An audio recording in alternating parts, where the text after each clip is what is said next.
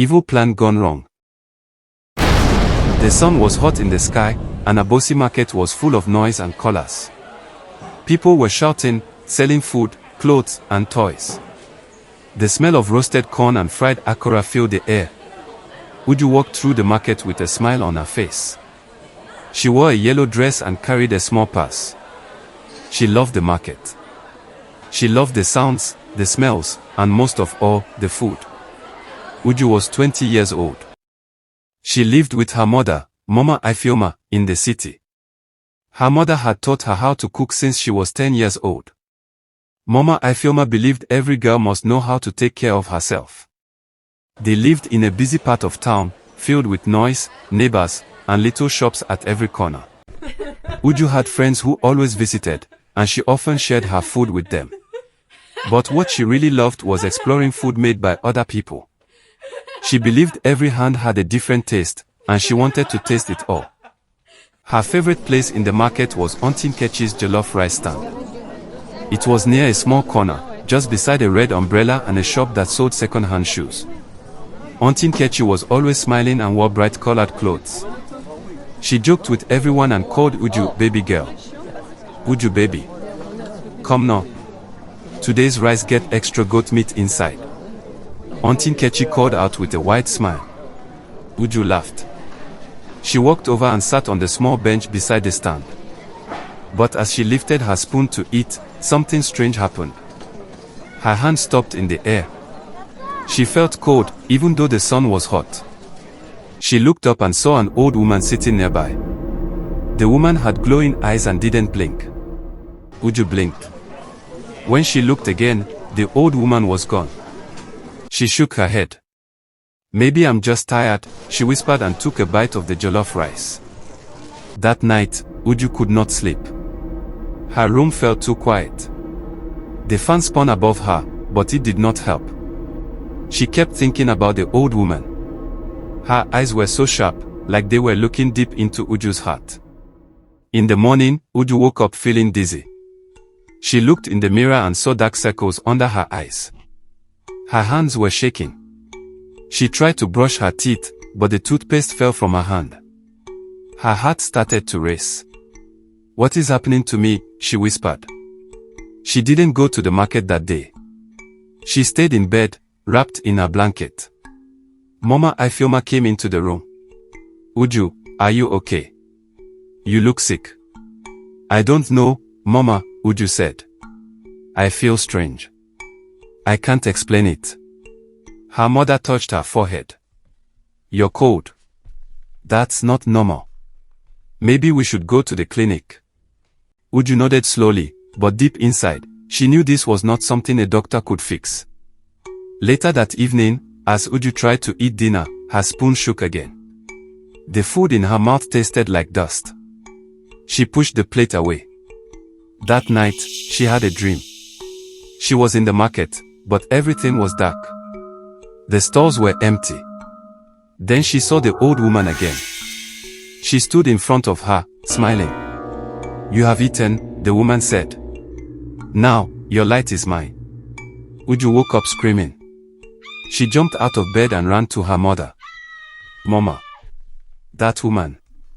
She said my light is hers. Mama Ifeoma held her close. My child, it was just a dream. Don't worry. But Uju was not sure. She felt weaker every day. Her skin looked pale. Her eyes were dull. Even her laughter was gone. She tried to remember when she started loving food from outside. It started when she was 12. After school, she would pass by the market and smell the meat pies from Mama Fola's store. One day, she bought one and it was the best thing she ever tasted. From then on, it became a habit. She tried puff-puffs, suya, noodles, roasted plantains, and everything that smelled good. It made her happy, and she thought it made life more fun. One afternoon, Uju decided to go back to the market. She needed answers. She wore a hoodie and walked slowly to Auntie Nkechi's stand. But when she got there, Auntie Nkechi was not there. A boy was selling the rice instead. Where is Auntie Nkechi? Uju asked. She traveled, the boy said. She does that sometimes. Uju felt something cold in her chest. She looked around. No sign of the old woman either. She walked home feeling lost. Another day when she visited the market. She sat under the mango tree, the plate of abacho resting on her lap. She took a bite, the flavors rich and spicy. But as the food slid down her throat, a strange sensation washed over her. Her body tensed, her heart began to race, and that same deep emptiness she had felt before returned. She stood up quickly, dropping the plate. Her vision blurred, and she staggered away from the spot. She needed to get away from the food, away from the market, away from the fear that had been creeping into her life for weeks. As she walked down the dusty road, her mind raced. Why was she reacting like this? Why did food from outside make her feel so sick? The memories of the clinic, the test that showed nothing physically wrong with her, still lingered in her thoughts. But now, there was a new layer to her confusion, a gnawing suspicion that something darker was at play. She remembered the old woman, the one she had seen the day she ate Auntie Nkechi's jollof rice. Her sharp, glowing eyes had haunted her dreams ever since. Was this all connected? Was it possible that the food was more than just food? Was it possible that someone close, had been poisoning her spirit all along? Uju knew she needed answers, and the only place she could find them was at the source of the mystery, Auntie Nkechi's store. The next day, she visited the market again, her heart pounding with dread. She told herself she was just going to ask a few questions, to gather more information. But deep down, she knew this wasn't just about food anymore. This was about her life, her future. Auntie Nkechi wasn't at her usual spot, and for the first time, Uju felt a small sense of relief. But as she wandered through the market, she saw a familiar face, Auntie Nkechi's young niece, Edeora. She was selling akara from a small cart, her bright smile greeting customers as usual. Uju's breath caught in her throat. Something wasn't right. Adora's smile was too wide, too forced. Her eyes, usually warm and full of life, seemed clouded, distant. Uju approached cautiously. Edeora, where's Auntie Nkechi? Uju asked, her voice trembling. Edeora looked up, her smile faltering for a split second before returning to its usual cheerfulness. Oh, Auntie Nkechi is just away for a while. She's visiting some family in the village. Uju nodded, though her gut told her something else. She thanked Edeora and walked away, her mind spinning. The unease that had gripped her for so long was growing stronger, pulling her toward an answer she wasn't sure she was ready to face. That night, she couldn't sleep. Her body felt restless, like it was on edge, waiting for something to happen. As the hours ticked by, her thoughts returned to the food. The market, the vendors, Auntie Nkechi, it all felt connected somehow, like a web she had stumbled into without realizing. Suddenly, she remembered something her mother had once told her about their ancestors. Never trust food that comes from strangers, Uju. Sometimes, it's not just the food that nourishes you, but the spirit of the one who prepares it. And some spirits, they are not meant to be trusted. Her mother's words echoed in her mind, and for the first time, Uju felt the weight of them. She had been eating food from strangers for years without a second thought, but now, that choice seemed to have opened a door to something darker. As the days passed, Uju's health only worsened. Her skin became even paler, and she lost weight rapidly. Every time she closed her eyes, the dream would return, each time darker and more terrifying than the last. The whispers of the woman in red grew louder, and no matter how hard she tried to wake up, it felt like she was trapped in the nightmare. The old woman's twisted face haunted her every moment, even in the daylight. Uju couldn't understand what was happening to her.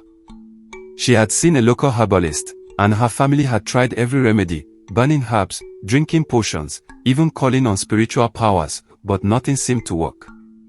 The dreams came every night, draining her more with each passing day. Her once vibrant, energetic self was a shadow of who she used to be. The excitement she once had for life, for the market and its food, was gone. She could barely bring herself to speak to anyone, let alone step outside. Her parents were deeply concerned. Her mother, Mama Ifeoma, did everything she could to care for Uju, cooking her favorite meals, trying to feed her, but Uju had lost all interest in food.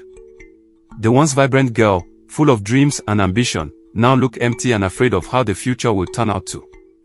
One day, her older brother, Chuka, who had been her rock through all of this, sat by her bedside with a worried expression. "You can't keep hiding, Uju," he said, his voice gentle but firm. "Something is wrong, and you need to face it." Uju shook her head weakly. "I can't, brother Chuka. You don't understand.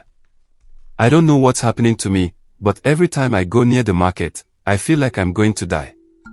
I can't face it." Chuka sat beside her, taking her hand. "What if the answer is there? What if the only way to stop this is to confront whatever is haunting you?" Uju squeezed his hand, tears welling in her eyes. "But brother Chuka, it's not just a dream. It feels real. I see that old woman everywhere. Even when I close my eyes, she's there." Her face, Uju paused, swallowing hard. "Her face is not human. It's like she's been waiting for me." Chuka's brow furrowed. "Then we need to go to the market together. We'll find out what's going on, no matter what."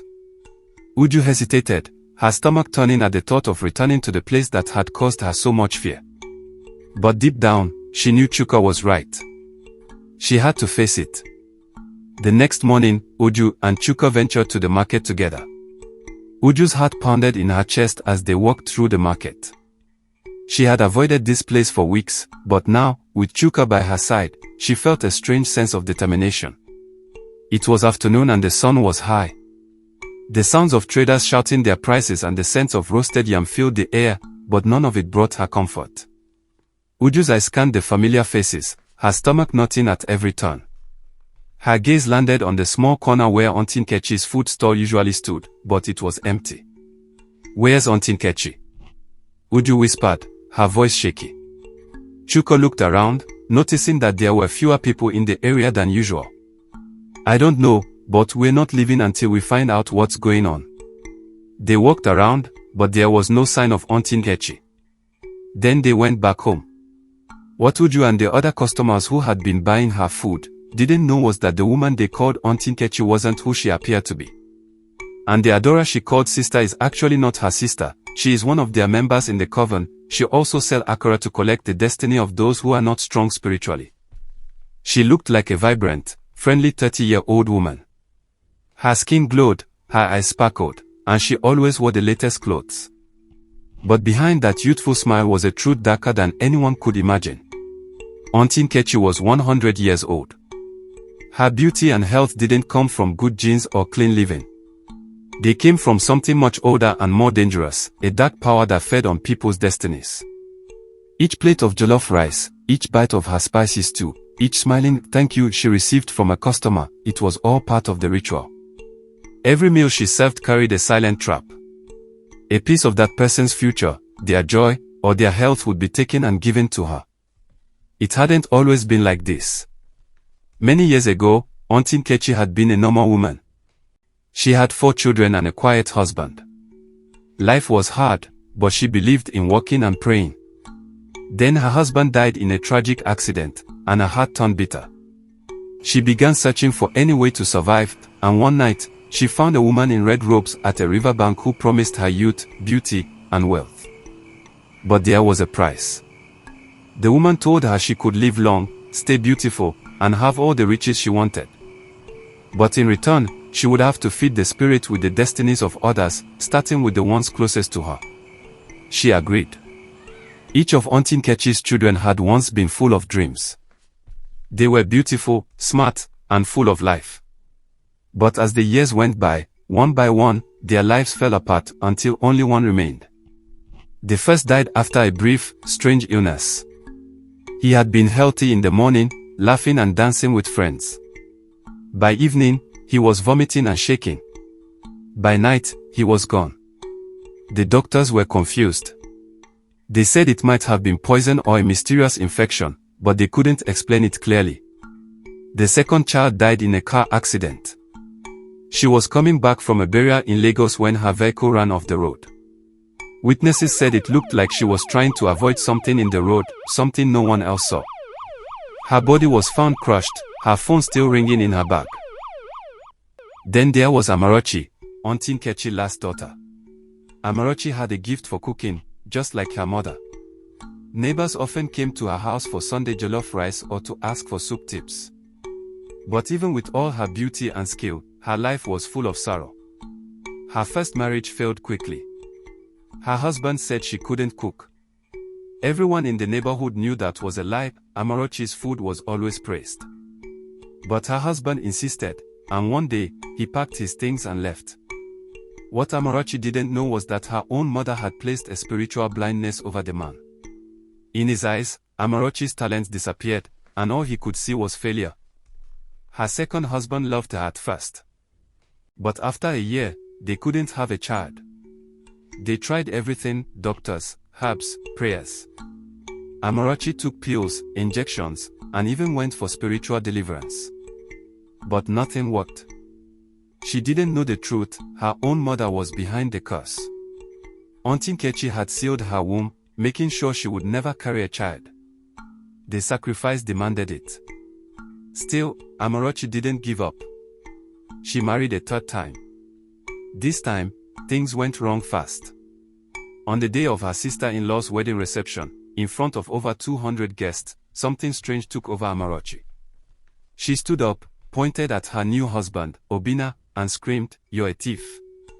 You stole my money. I saw you." Gasps filled the hall. Obinna was shocked and confused. He hadn't taken anything. His face turned pale, and he walked out of the event, his heart shattered. Later, when Amarochi came to her senses, she had no memory of what she had said. She tried to call Obinna. She cried for days. But the damage was done. A month later, Amarochi died of deep depression. She refused to eat. She locked herself in her room. And one cold morning, her mother found her lifeless body curled up beside the bed. Auntie Nkechi wept loudly. She wore white lace and held her daughter's framed picture. But inside, she knew what had really happened. She had sacrificed her daughter, just like the others, to keep her youth. Only Emeka was left. And now, she had turned to strangers, young women like Uju, who had no idea that every bite of her food was a thread tied to something ancient and wicked. The only child Auntie Nkechi had left was Emeka. Emeka was different from his siblings. He was quiet but strong, and he didn't like trouble. He owned a building materials shop in the city, and for a while, everything was going well. Customers came every day, and his shelves were always full. But one morning, things started to fall apart. At first, a few customers delayed their payments. Then, larger buyers stopped answering his calls. Emeka began to notice something strange. He was collecting money, but somehow, it kept disappearing. His bank account made no sense. He couldn't even pay his suppliers anymore. He would count the money at night, but by morning, it seemed less. It was as if the money had legs and was walking away. Worse still, his dreams changed. He started seeing shadows around his shop at night. He would wake up sweating, feeling like someone had touched him. He began sleeping with a torchlight in his hand, checking every corner before locking up. Something wasn't right. One evening, he sat outside his shop, his hands on his head. He was tired and confused. That's when Kem came by. Kem was a childhood friend who had moved back to town after years away. He was cheerful and kind, always quoting Bible verses. He saw Emeka and greeted him warmly. "Guy, why your face be like this?" Kem asked, sitting beside him. Emeka sighed. "My shop is dying. Money disappears. I feel cursed. I don't understand what's going on." Kem looked at him closely and asked quietly, "Are you a Christian?" Emeka paused. And said yes, but sometimes I go to church, while some days I don't go. Kem shook his head. "That's not enough. This thing you're facing isn't ordinary. You need real power, God's power. Not the sometimes kind. You need to surrender fully." Emeka didn't speak. His mind went to his mother, Auntie Nkechi. She had always warned him not to question her.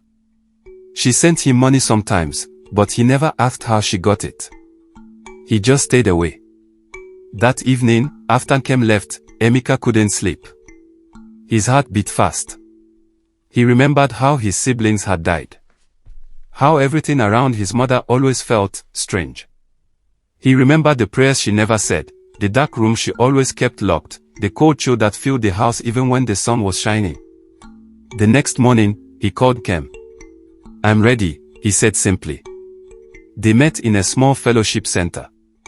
The pastor spoke gently, and they prayed together. Emeka felt something break deep inside him, a heaviness that had been hiding there for years. He cried, not out of fear, but relief. That day, he gave his life to Christ. From that moment on, things began to shift. He started reading his Bible. He prayed every night, sometimes with tears, sometimes with boldness. He stopped visiting places that didn't bring peace. He noticed his dreams became clearer, and the shadows that used to haunt him slowly faded. But that decision also stirred something else. Auntie Nkechi felt it. In her room that night, as she was preparing her herbs, her candle blew out by itself. The mirror cracked without anyone touching it. And in the silence, she heard a voice whisper, "He has escaped." Her hands shook. She knew exactly who the voice meant. Emeka.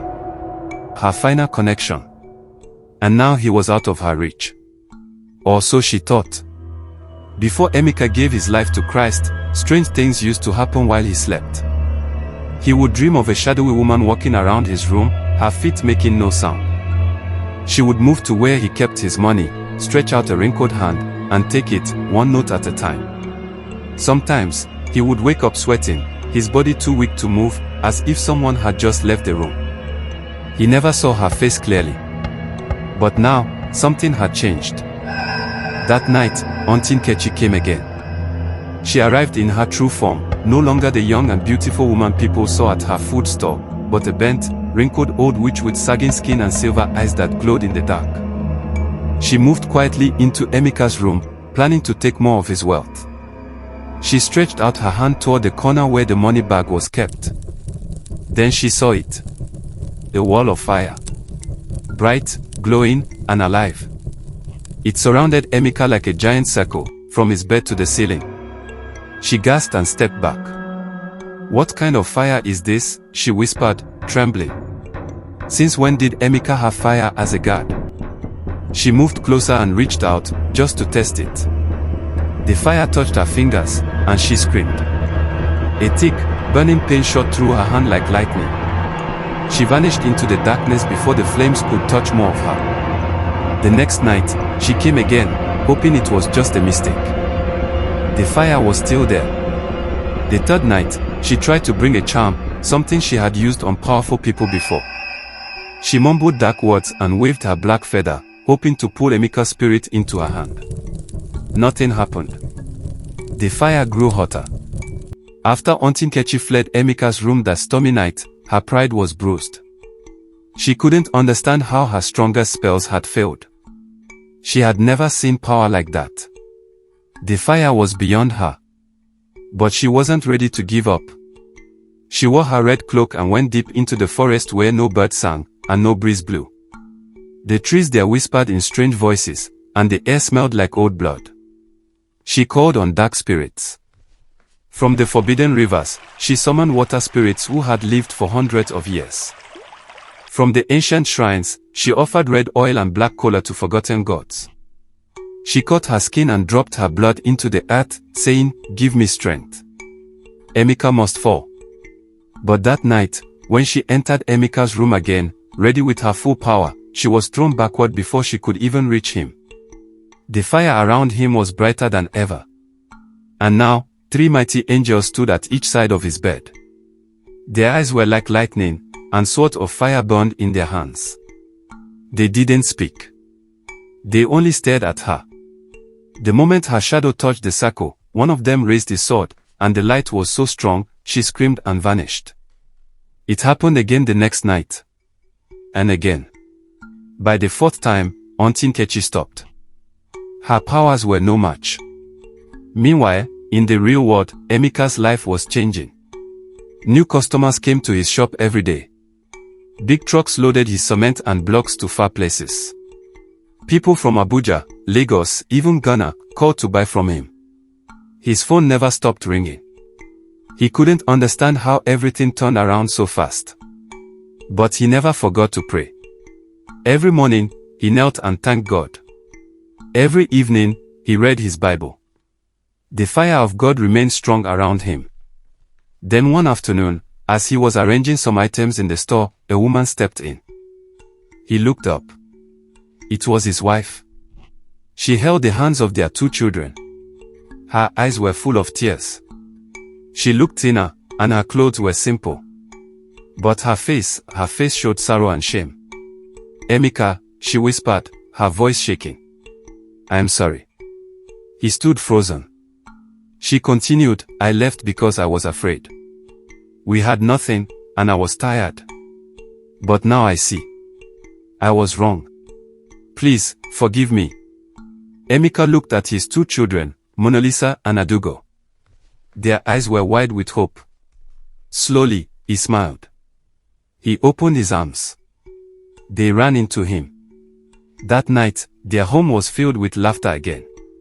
The children danced to gospel music. Emeka and his wife sat side by side, sharing stories. She cried on his shoulder, and he wiped her tears.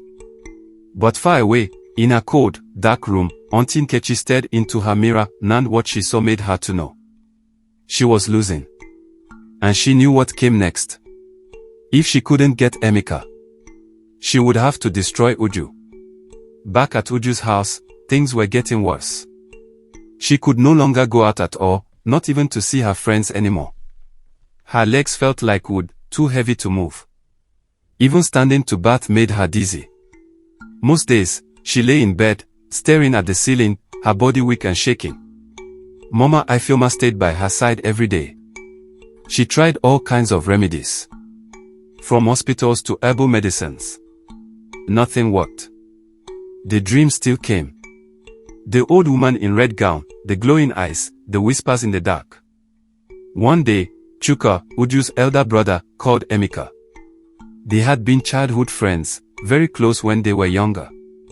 But since Uju fell ill, Chuka hadn't been visiting anyone. His mind was full of worry. Emeka, Chuka said quietly over the phone, I've been going through a lot. It's my sister, Uju. She's sick, but this is not ordinary. Emeka paused.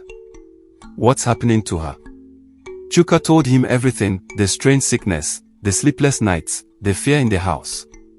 Emeka listened in silence. When Chuka finished, Emeka said only one word, let's go. That afternoon, they both drove to Mama Ifeoma's house. When they entered, the air felt heavy. Uju lay on a thin mattress on the floor, her eyes half closed, her skin pale like paper. Mama Ifeoma sat beside her, holding a wet towel. Emeka walked in and knelt by Uju's side. He looked at her face, once full of life, now lost in fear and weakness. His heart broke. He didn't say much. He just took her hand gently and whispered a prayer. It was short, but powerful. God, bring light into this darkness. Bring healing to this soul. Then he reached into his pocket and gave Mama Ifeoma some money. Please use this for her medicine, he said. Mama Ifeoma's eyes filled with tears. Thank you, my son. God bless you. Chuka clapped Emeka on the back. I missed you, brother, he said. Before Emeka left, he turned to Uju and said, there's a program at my church this Sunday. A special healing service. Please come. You, your mom, your brother, come. Uju could barely nod. But her mother answered for her. We'll come. We will be there. That night, Emeka drove home with hope in his heart. And that Sunday, something powerful was about to happen. The day of the church program finally came. Mama Ifeoma helped Uju dress slowly. Her hands still shook, but her heart felt a little lighter. Chuka drove them all to the church, an open, colorful place filled with music, dancing, and clapping hands. From the moment they stepped in, Uju felt something shift. It was like the air had changed. People smiled warmly. The choir sang with joy. There was peace she hadn't felt in months. When the pastor came up to preach, he spoke in a calm, firm voice. God knows your pain, he said. And he will fight for you. Then he began to pray for healing. As people shouted, Amen, something strange happened. Uju felt her chest become lighter. Then her hands. Then her legs. Suddenly, she stood up, without help. Gasps filled the crowd. Mama Ifeoma screamed and held her face. Chuka stood frozen, then hugged his sister tightly. Tears rolled down Uju's cheeks. She was healed. The pain was gone. The weakness, gone. It felt like chains had been broken off her body. She raised her hands and whispered, Thank you, Jesus. The whole church clapped and danced. That night, when they returned home, neighbors came to see if it was true. Uju smiled and served them water with her own hands. But at night, when Uju lay asleep, something dark crept through the air. A shadow moved outside the window. The wind grew cold. The crickets stopped singing. It was Aunty Nkechi. She no longer looked like the pretty, smiling woman from the market. No. This was her true self, an ancient witch with sagging skin, grey hair like tangled ropes, and eyes as black as night, glowing like hot coal. She passed through the wall like smoke and entered Uju's room. She hovered near the bed, staring down at Uju with deep hate. She must not leave, Aunty Nkechi hissed. She has seen too much. She is free now. But not for long. She raised her bony hand, her long fingers stretched out like claws, reaching for Uju's neck. Then, something happened. A wall of fire burst up around Uju's bed. It was bright, fierce, and hot. She possessed the power, wall of fire, from the day she was delivered in the church.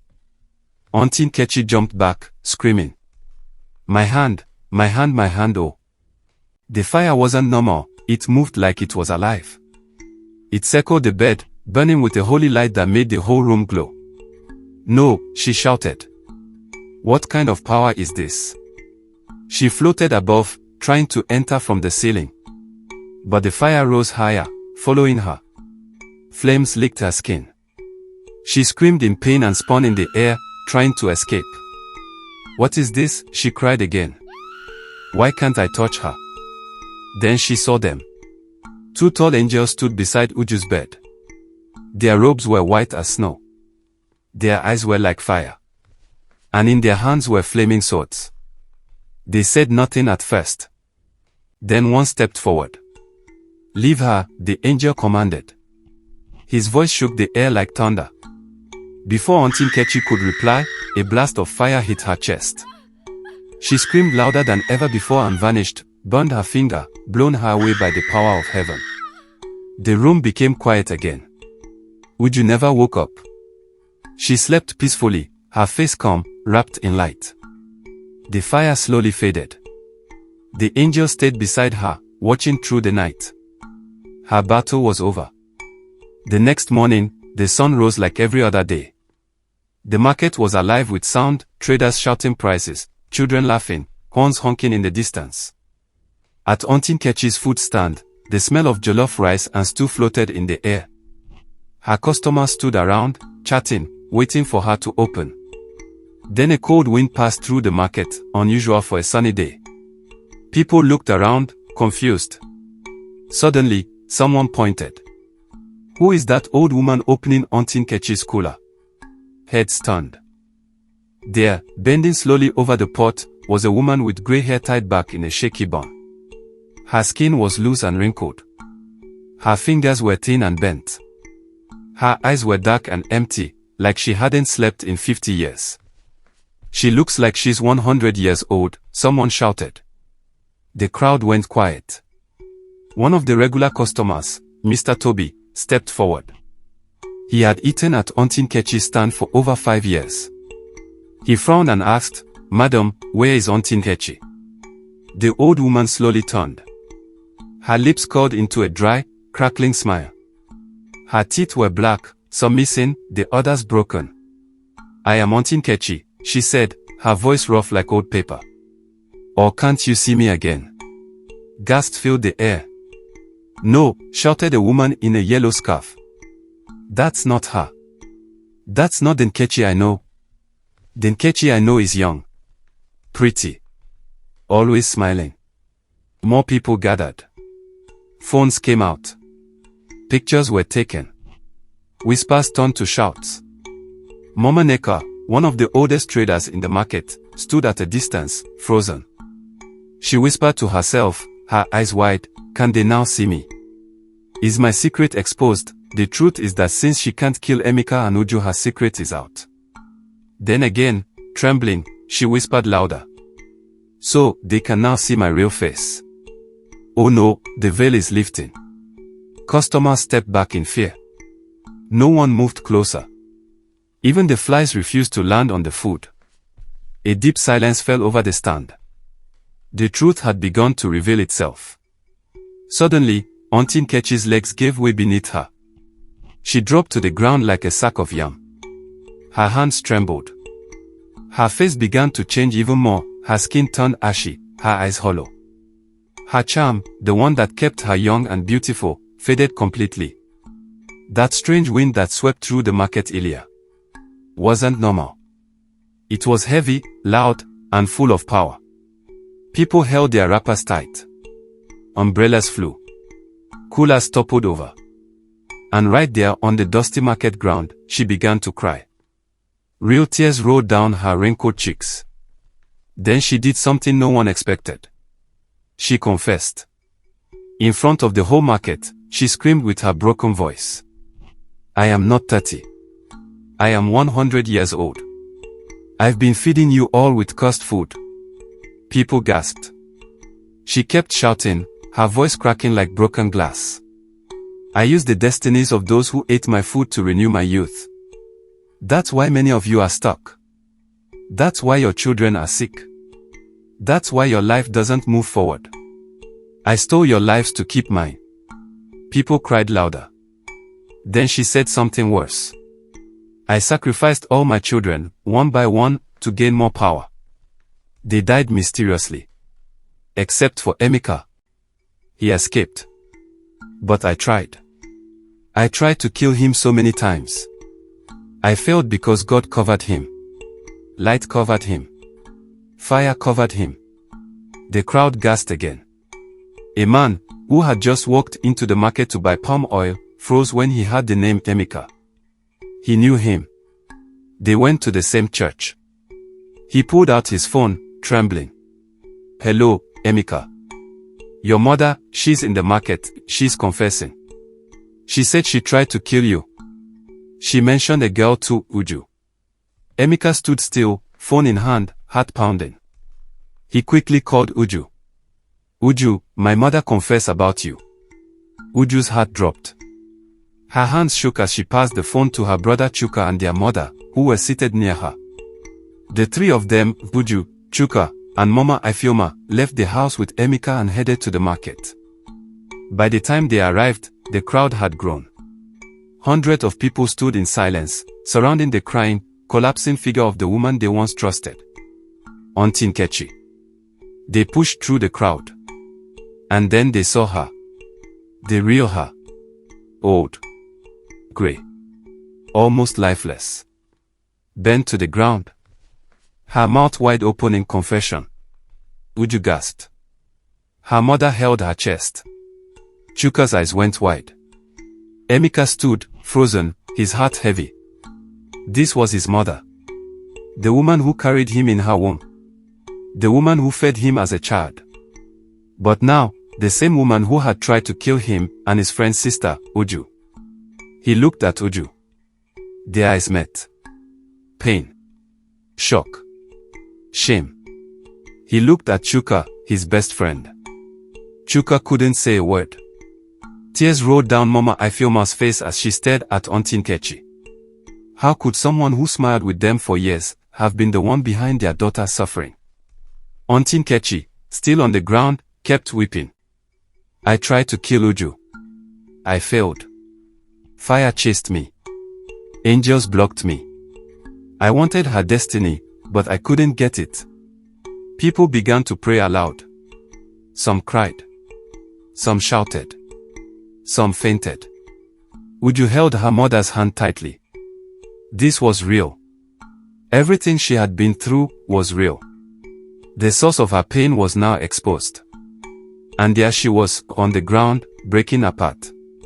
There was silence. Then, screams. A man dropped his food plate and shouted, "Jesus. That's why my shop collapsed." Another woman screamed, holding her head, "That's why my son hasn't walked in 2 years." One man fell to his knees, crying like a baby. No wonder.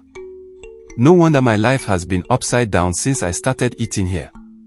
People shouted. Some fainted. Some ran in fear. Some just stood there, crying.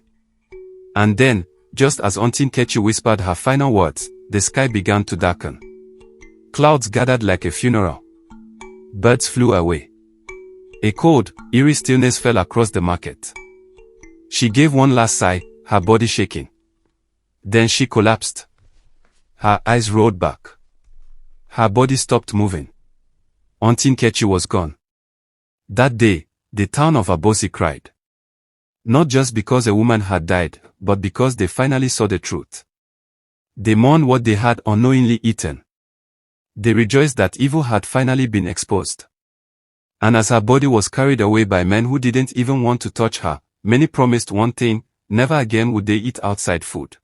Moral lesson. Not all that glitters is gold. Be careful where you eat and who feeds your soul. Some plates are sweet, but their cost is your destiny. Be prayerful, be discerning, let God lead your path, because not every smiling face carries light. Some carry shadows dressed in beauty. Even the devil can cook stew. But what's in the pot? Hi everyone, hope you enjoyed the story as much as I did. If you did, please hit that thumbs up button. If you're new here, consider subscribing for more exciting stories like this one. Let us know in the comments what you took away from this story. Thanks for watching till the end.